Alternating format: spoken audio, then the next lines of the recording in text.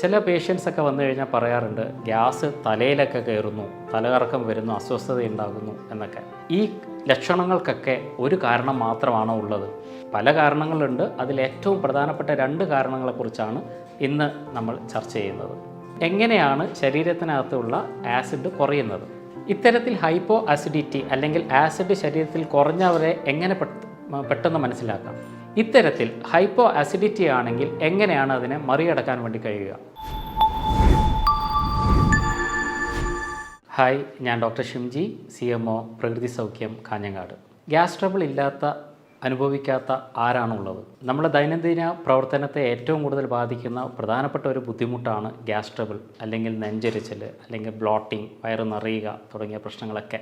ഇത്തരം പ്രശ്നം നമുക്ക് വരികയാണെങ്കിൽ ആ വന്ന ഗ്യാസ് പുറത്തേക്ക് പോകുന്നത് വരെ, ബർപ്പിംഗ് ആയിട്ടോ തികട്ടിയിട്ടോ അല്ലെങ്കിൽ കീഴ്വായുവായിട്ടോ പുറത്തേക്ക് പോകുന്നത് വരെ നമ്മൾ വളരെയധികം അസ്വസ്ഥരായിരിക്കും. ചില പേഷ്യൻസൊക്കെ വന്നു കഴിഞ്ഞാൽ പറയാറുണ്ട് ഗ്യാസ് തലയിലൊക്കെ കയറുന്നു, തലകറക്കം വരുന്നു, അസ്വസ്ഥത ഉണ്ടാകുന്നു എന്നൊക്കെ. മറ്റു ചിലർക്ക് ഹൃദയത്തിലേക്കാണ് ഗ്യാസ് കയറുന്നത് എന്നൊക്കെ പറയാറുണ്ട്. ചിലരൊക്കെ MRIയും അല്ലെങ്കിൽ ECG ഒക്കെ ചെയ്ത് വരുന്ന ആൾക്കാരുമുണ്ട്. എല്ലാ ടെസ്റ്റുകളും ചെയ്ത് ഒരു കുഴപ്പമില്ല എന്ന് പറഞ്ഞ് മാനസികമായിട്ടുള്ള പ്രശ്നങ്ങളാണെന്ന് കൺക്ലൂഷനിലേക്ക് എത്തിച്ചേരുന്ന ആൾക്കാരും ഉണ്ട്. പക്ഷേ പൊതുവായി നെഞ്ചരിച്ചിലായാലും ബ്ലോട്ടിംഗ് ആയാലും മറ്റുള്ള ഗ്യാസ് ട്രബിൾ ആയാലും കൊടുക്കുന്ന മരുന്ന് ജലൂസിലായിരിക്കാം. എല്ലാ അസുഖത്തിനും ഒരു മരുന്ന്. പക്ഷേ പലപ്പോഴും ജലൂസിൽ കഴിക്കുമ്പോൾ ഈ പ്രശ്നങ്ങൾ, സിംറ്റങ്ങൾ ഒരു പരിധിവരെ കുറയാറുണ്ടെങ്കിലും പിന്നീട് കൂടുതൽ ശക്തമായി അടുത്ത ദിവസങ്ങളിൽ പ്രത്യക്ഷപ്പെടുന്നതായിട്ടും കാണാം. എന്തുകൊണ്ടാണ് ഈ പ്രശ്നങ്ങൾ വരുന്നത്? ഈ ലക്ഷണങ്ങൾക്കൊക്കെ ഒരു കാരണം മാത്രമാണോ ഉള്ളത്? ഇതാണ് ഇന്ന് നമുക്ക് പരിശോധിക്കേണ്ടത്. ഇത്തരം ലക്ഷണങ്ങൾക്കൊക്കെ ഒരു കാരണമല്ല, പല കാരണങ്ങളുണ്ട്. അതിൽ ഏറ്റവും പ്രധാനപ്പെട്ട 2 കാരണങ്ങളെക്കുറിച്ചാണ് ഇന്ന് നമ്മൾ ചർച്ച ചെയ്യുന്നത്. അതിലേറ്റവും ആദ്യത്തേത് ഹൈപ്പോ ആസിഡിറ്റി. എന്ത് പ്രശ്നം വന്നാലും നമ്മൾ പറയുക ആസിഡ് കൂടി, ആസിഡിറ്റി ഉണ്ട് എന്നാണ്. പക്ഷേ പല ലക്ഷണങ്ങളും ഒരു പക്ഷേ ശരീരത്തിനകത്തുള്ള ആസിഡിൻ്റെ അളവ് കുറയുന്നത് കൊണ്ടായിരിക്കാം. എങ്ങനെയാണ് ശരീരത്തിനകത്തുള്ള ആസിഡ് കുറയുന്നത്? നമ്മുടെ ശരീരത്തിൽ ആസിഡ് ഉണ്ടാക്കുന്നത് പെരൈറ്റൽ സെൽസ് എന്ന് പറയുന്ന സെല്ലിലാണ്. ഈ പെരൈറ്റൽ സെൽസിന് ഏതെങ്കിലും തരത്തിലുള്ള ഇൻഫ്ലമേഷൻ വരികയാണെങ്കിൽ ആസിഡിൻ്റെ സെക്രീഷൻ ഉണ്ടാകില്ല. ഇത്തരത്തിൽ ആസിഡിൻ്റെ നിർമ്മാണം തടസ്സപ്പെടുത്തുമ്പോഴാണ് പലപ്പോഴും പലർക്കും ഈ പറയുന്ന അസ്വസ്ഥതകൾ ഉണ്ടാകാറുള്ളത്. എന്തുകൊണ്ടാണ് ഇത്തരം പെരൈറ്റൽ സെൽ ഡാമേജ് അല്ലെങ്കിൽ ബ്ലോക്കേജ് ഉണ്ടാകുന്നത്? ശരിയായ ഒരു കാഴ്ചപ്പാട് അതിൽ വരുന്നത് എച്ച് പൈലോറി എന്ന് പറയുന്ന ബാക്ടീരിയയുടെ അളവ് വരുന്ന വ്യത്യാസമാണ്.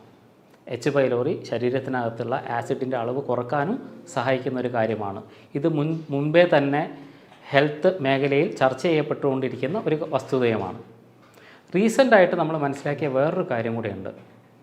പലപ്പോഴും ഹൈപ്പോ ആസിഡിറ്റി അല്ലെങ്കിൽ ആസിഡ് കുറയുക എന്ന് പറയുന്ന കണ്ടീഷൻ അസോസിയേറ്റ് ചെയ്ത് വരുന്നത് തൈറോയ്ഡ് ആൻറ്റിബോഡിയുമായിട്ടാണ്. ശരീരത്തിൽ തൈറോയ്ഡ് ആൻറ്റിബോഡി റിയാക്ഷൻ ഉള്ളവർക്ക് ഹൈപ്പോ ആസിഡിറ്റി അല്ലെങ്കിൽ ആസിഡിൻ്റെ സെക്രീഷൻ കുറഞ്ഞു വരുന്നതായിട്ട് ക്ലിനിക്കൽ റിസർച്ചസിൽ വ്യക്തമായിട്ടുണ്ട്. അപ്പോൾ ശരീരത്തിനകത്ത് വരുന്ന ആൻറ്റിബോഡീസ്, തൈറോയ്ഡ് ആൻറ്റിബോഡീസ് കൊണ്ടും ശരീരത്തിനകത്തുള്ള ഹൈഡ്രോക്ലോറിക് ആസിഡിൻ്റെ അളവ് കുറയാം. ഇത്തരത്തിൽ ഹൈപ്പോ ആസിഡിറ്റി അല്ലെങ്കിൽ ആസിഡ് ശരീരത്തിൽ കുറഞ്ഞവരെ എങ്ങനെ പെട്ടെന്ന് മനസ്സിലാക്കാം? ഭക്ഷണം കഴിച്ച് ആദ്യം പ്രശ്നമൊന്നും ഇല്ലെങ്കിലും ഒരു 20-25 മിനിറ്റൊക്കെ കഴിയുമ്പോഴായിരിക്കും ഇവർക്കുള്ള അസ്വസ്ഥതകൾ വർദ്ധിക്കുക. ഇത്തരത്തിൽ ഭക്ഷണം കഴിച്ച് ഒരു 20 മിനിറ്റിന് ശേഷമാണ് നിങ്ങളുടെ അസ്വസ്ഥതകൾ വരുന്നതെങ്കിൽ അത് ഹൈപ്പോ ആസിഡിറ്റി ആവാനുള്ള സാധ്യതയാണ് കൂടുതൽ. നമുക്കെങ്ങനെ ഹൈപ്പർ ആസിഡിറ്റി ആണോ അല്ലെങ്കിൽ ആസിഡ് കൂടിയത് കൊണ്ടാണോ അല്ലെങ്കിൽ ആസിഡ് കുറഞ്ഞത് കൊണ്ടാണോ പ്രശ്നം ഉണ്ടാകുന്നതെന്ന് മനസ്സിലാക്കുന്നത് എങ്ങനെയാണ്? എന്താണ് അതിൻ്റെ ടെസ്റ്റ്? ബേക്കിംഗ് സോഡ ടെസ്റ്റ് ചെയ്യുക വഴി നിങ്ങൾക്കുള്ളത് ഹൈപ്പോ ആസിഡിറ്റി ആണോ എന്ന് നിങ്ങൾക്ക് തിരിച്ചറിയാം. ഇതിൽ ചെയ്യേണ്ടത് 1/4 ടീസ്പൂൺ ബേക്കിംഗ് സോഡ എടുക്കുക. 100 ml വെള്ളത്തിലേക്ക് ഇത് മിക്സ് ചെയ്യുക. അത് കലക്കി കുടിച്ചതിന് ശേഷം സ്റ്റോപ്പ് വാച്ച് ഓൺ ചെയ്യുക. 4 മിനിറ്റിനകം നിങ്ങൾക്ക് ബർപ്പിംഗ് അല്ലെങ്കിൽ ഗ്യാസ് പുറത്തേക്ക് വരുന്നുണ്ടെങ്കിൽ നിങ്ങളുടെ ആസിഡ് നോർമലാണ്. കാരണം ബേക്കിംഗ് സോഡയിലുള്ള ചില കെമിക്കൽസ് സ്റ്റൊമക്ക് ആസിഡുമായി ചേർന്ന് പ്രവർത്തിക്കുന്നതിൻ്റെ ഫലമായിട്ടാണ് ബർപ്പിംഗ് അല്ലെങ്കിൽ പുറത്തേക്ക് ഗ്യാസ് വരുന്നത്. പക്ഷേ നിങ്ങൾക്ക് ആ സമയത്ത് വയറിനകത്ത് ആസിഡിറ്റി ഇല്ലെങ്കിലോ പ്രോപ്പറായിട്ട് ആസിഡ് ഇല്ലെങ്കിൽ ഈ ബർപ്പിംഗ് വരില്ല, തികട്ടലുണ്ടാകില്ല. 4 മിനിറ്റിനകവും ഈ തികട്ടൽ വന്നില്ലെങ്കിൽ ഒരു പക്ഷേ നിങ്ങൾക്ക് ഹൈപ്പോ അസിഡിറ്റി എന്ന കണ്ടീഷനായിരിക്കാം ഉള്ളത്. ഇത്തരത്തിൽ ഹൈപ്പോ അസിഡിറ്റി ആണെങ്കിൽ എങ്ങനെയാണ് അതിനെ മറികടക്കാൻ വേണ്ടി കഴിയുക? എൻ്റെ ക്ലിനിക്കൽ പ്രാക്ടീസിൽ സാധാരണഗതിയിൽ ഇത്രയും പ്രശ്നമായിട്ട് വരുന്ന ആൾക്കാർക്ക്, പ്രത്യേകിച്ച് മുട്ടയൊക്കെ കൊടുക്കുമ്പോൾ, ഹൈ പ്രോട്ടീനായിട്ടുള്ള സാധനങ്ങൾ കൊടുക്കുമ്പോൾ അതിന് തൊട്ട് മുമ്പ് ഒരു 5 മിനിറ്റ് മുമ്പ് ഞാൻ അവർക്ക് 1 spoon apple cider vinegar 1 glass വെള്ളത്തിൽ മിക്സ് ചെയ്ത് കൊടുക്കാറുണ്ട്. ഇത്തരത്തിൽ അവർ കഴിച്ചതിന് ശേഷം പ്രോട്ടീൻ അല്ലെങ്കിൽ മുട്ട പോലെയുള്ള സാധനങ്ങൾ കഴിച്ചു കഴിഞ്ഞാലും അവർക്ക് യാതൊരു ബുദ്ധിമുട്ടും ഇല്ലെങ്കിൽ അവർക്ക് ഹൈപ്പോ അസിഡിറ്റി ആണെന്ന് നമുക്ക് ഉറച്ച് വിശ്വസിക്കാം. എന്തുകൊണ്ടാണ് ഈ ഗ്യാസ് ഫോർമേഷൻ ഉണ്ടാകുന്നത്? നമുക്കൊക്കെ അറിയുന്ന പോലെ ശരീരത്തിനകത്ത് കയറുന്ന ഭക്ഷണ വസ്തുക്കളിലെ പ്രോട്ടീൻ, മാംസ്യം, ഈ മാംസ്യത്തിൻ്റെ ശരിയായ ഡൈജഷന് ശരീരത്തിനകത്തുള്ള ആസിഡുകൾ അത്യാവശ്യമാണ്. ഹൈപ്പോ അസിഡിറ്റി ആയാൽ അല്ലെങ്കിൽ ആസിഡ് ശരിയായ രീതിയിൽ ശരീരത്തിനകത്ത് ഇല്ലെങ്കിൽ ഇത്തരത്തിൽ അകത്തേക്ക് പോകുന്ന പ്രോട്ടീനുകളുടെ ദഹനം സാധ്യമാകില്ല. ഇവ അകത്ത് കിടന്ന് ഫെർമെൻറ്റഡ് ആവുകയും അതിൻ്റെ ഫലമായിട്ടുണ്ടാകുന്ന ഗ്യാസ് ഫോർമേഷനുമാണ് നമ്മളെ ബുദ്ധിമുട്ടിലേക്ക് നയിക്കുന്നത്.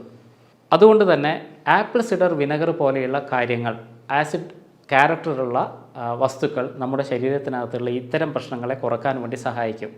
ആപ്പിൾ സിഡർ വിനെഗർ പോലെ നമുക്ക് ഉപയോഗിക്കാൻ പറ്റുന്ന മറ്റൊരു കാര്യമാണ് ലെമൺ കോൺസെൻട്രേറ്റ്സ്, അല്ലെങ്കിൽ ലെമൺ അടങ്ങിയ നാരങ്ങ അടങ്ങിയ കോൺസെൻട്രേറ്റുകൾ. അതേപോലെ തന്നെ ജിഞ്ചർ, പ്രത്യേകിച്ച് ജിഞ്ചർ കൂടി ചേർത്തിട്ടുള്ള മോര്, ഇതൊക്കെ നമ്മളെ ഇത്തരത്തിലുള്ള പ്രശ്നങ്ങളിൽ നിന്ന് മറികടക്കാൻ വേണ്ടി സഹായിക്കുന്നതാണ്. ഇപ്പോൾ നമ്മൾ ഡിസ്കസ് ചെയ്ത എല്ലാ ലക്ഷണങ്ങളും ഹൈപ്പർ അസിഡിറ്റിയിലും കാണിക്കാം, ആസിഡ് വർദ്ധിച്ച അവസ്ഥയിലും കാണിക്കാം. എന്തുകൊണ്ടാണ് ഹൈപ്പർ അസിഡിറ്റി വരുന്നത്? നേരത്തെ നമ്മൾ ചർച്ച ചെയ്തതുപോലെ പെരൈറ്റൽ സെൽസാണ് ഈ ആസിഡിനെ സെക്രീറ്റ് ചെയ്യുന്നത്. പെരൈറ്റൽ സെൽസിലുണ്ടാകുന്ന ചില ട്രിഗേഴ്സ്, അതിനകത്ത് വരുന്ന ചില സ്റ്റിമുലേഷൻസ് ആണ് ഇത്തരത്തിലുള്ള ഓവറായിട്ടുള്ള ആസിഡ് സെക്രീഷന് ഇടവരുത്തുന്നത്. എന്തൊക്കെയാണ് പ്രധാനമായിട്ടും ഹൈപ്പർ അസിഡിറ്റിക്ക് കാരണമാകുന്ന കാര്യങ്ങൾ? അതിലേറ്റവും പ്രധാനം എച്ച് പൈലോറി തന്നെയാണ്. എച്ച് പൈലോറി ഈക്വലി ഹൈപ്പോ അസിഡിറ്റിക്കും ഹൈപ്പർ അസിഡിറ്റിക്കും കാരണക്കാരനാകുന്നു എന്നുള്ളതാണ്. അപ്പോൾ എച്ച് പൈലോറിയെ നിയന്ത്രിക്കുക എന്നുള്ളതും വളരെ പ്രധാനപ്പെട്ട ഒരു കാര്യമാണ്. ഇതേപോലെ തന്നെ കോർട്ടിസോൾ അല്ലെങ്കിൽ സ്ട്രെസ് ഹോർമോൺസ്, കോർട്ടിസോൾ പോലെയുള്ള സ്ട്രെസ് ഹോർമോൺസുകളും നമ്മുടെ ഹൈപ്പർ സെക്രീഷന് സാധ്യത ഉണ്ടാക്കുന്നു. അതുകൊണ്ട് ഹൈപ്പർ അസിഡിറ്റി ഉള്ളവർ സ്ട്രെസ് മാനേജ്മെൻറ്റ് ചെയ്യേണ്ടതും വളരെ വളരെ അത്യാവശ്യമുള്ള കാര്യം തന്നെയാണ്. ഇനി നിങ്ങൾക്ക് വന്നത് ഹൈപ്പർ അസിഡിറ്റി കൊണ്ടുള്ള പ്രശ്നങ്ങളാണെങ്കിൽ എങ്ങനെ അതിനെ മറികടക്കാം? എച്ച് പൈലോറിയെ നിയന്ത്രിക്കാനുള്ള ഏറ്റവും നല്ല മാർഗ്ഗങ്ങളിലൊന്ന് ബ്ലാക്ക് ക്യുമിൻ സീഡ്സ് അല്ലെങ്കിൽ കരിഞ്ജീരകമാണ്. കരിഞ്ജീരകം 1-2 സ്പൂണ് പൊടിച്ച് അതിനകത്ത് തേനിൽ ചാലിച്ച് കഴിക്കുന്നത്, 2 നേരമായി കഴിക്കുന്നത് എച്ച് പൈലോറിയെ നിയന്ത്രിക്കാൻ വളരെയധികം സഹായിക്കുന്നതാണ്. പ്രോബയോട്ടിക്സ് അടങ്ങിയ ഭക്ഷണങ്ങൾ കഴിക്കുക എന്നുള്ളതും ഇതിന് നല്ലൊരു പ്രതിവിധിയാണ്. അതേപോലെ തന്നെ നന്നാറി വേര് ചതച്ചിട്ട് തിളപ്പിക്കുന്ന വെള്ളം കുടിക്കാനായി ഉപയോഗിക്കുക. 1-2 ലിറ്റർ വെള്ളം തിളപ്പിച്ച് വെച്ച് നന്നാറി വെള്ളം കുടിച്ചുകൊണ്ടിരിക്കുന്നതും ഹൈപ്പർ അസിഡിറ്റിയെ കുറക്കാൻ വേണ്ടി വളരെയധികം സഹായിക്കുന്നതാണ്. ഈ സിംറ്റംസ് അല്ലാതെ തന്നെ ഹെമറ്റോളജിക്കലി രക്തത്തിൽ വരുന്ന വ്യത്യാസങ്ങളും പഠനവിധേയമാക്കാറുണ്ട്. CBC പോലെയുള്ള ജനറലായിട്ട് ചെയ്യുന്ന ടെസ്റ്റുകൾ, അല്ലെങ്കിൽ എൻഡോസ്കോപ്പി പോലെയുള്ള കാര്യങ്ങൾ, എച്ച് പൈലോറിയുടെ പ്രസൻസ് കണ്ടുപിടിക്കാനുള്ള എക്സാമിനേഷൻസ്, ഇതെല്ലാം കൂടിച്ചേർന്ന് കൃത്യമായ രീതിയിലുള്ള ഒരു ഡയഗ്നോസിസിൽ എത്തിച്ചേർന്ന് എന്ത് അസുഖമാണോ നിങ്ങൾക്കുള്ളത്, എവിടെയാണോ അത് ബാധിച്ചിട്ടുള്ളത്, അതിനനുസരിച്ച രീതിയിലേക്കുള്ള ചിട്ടകളും ക്രമീകരണങ്ങളും ഭക്ഷണ രീതിയിലായാലും ജീവിതചര്യയിലായാലും നടത്തുക എന്നുള്ളതാണ് ഏറ്റവും പ്രധാനമായി നമ്മൾ ചെയ്യേണ്ടിയിരിക്കുന്നത്. അപ്പോൾ എന്ത് തരത്തിലുള്ള പ്രശ്നമാണ് നിങ്ങളെ ബാധിച്ചിട്ടുള്ളത്, ഹൈപ്പർ ആണോ ഹൈപ്പോ ആണോ എന്ന് തിരിച്ചറിഞ്ഞ് അതിനുള്ള ചികിത്സ ശരിയായ രീതിയിൽ ചെയ്യുക എന്നതാണ് ഈ പ്രശ്നത്തെ മറികടക്കാനുള്ള ഏറ്റവും നല്ല വഴി.